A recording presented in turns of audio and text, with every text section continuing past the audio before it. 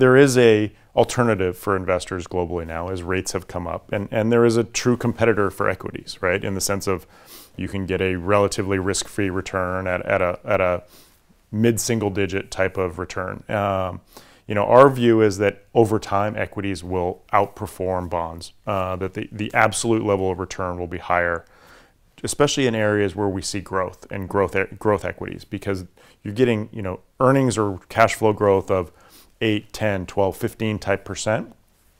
And ultimately that is going to translate into higher sort of returns for your investments. And so we think that while bonds have a nice component and are actually investable again for many people, that equities will still be the place where people look to for total return. And any portfolio should have a balance of risk. And while you can't, you don't want to be entirely tied to the fixed income market, I think you want to have exposure to some of these big secular themes. I mean, you can't get AI exposure through government bonds. You can't get healthcare exposure through government bonds. You can't get, financial or fintech exposure through government bonds. And so I think if you want to have a future-looking portfolio, some portion of that should be in equities. Okay, last question, crystal ball question, the usual one at the end.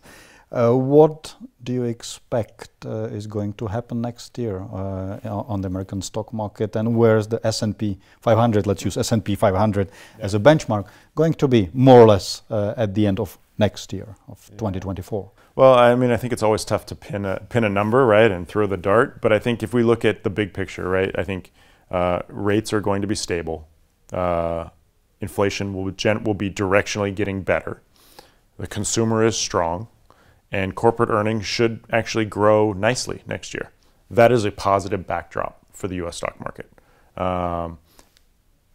If I had to guess, I would say we see sort of high single digit, low double digit type of returns, especially if we see earnings growth in the high single digit type 10% type level that is projected currently. It's a presidential election year in the U.S.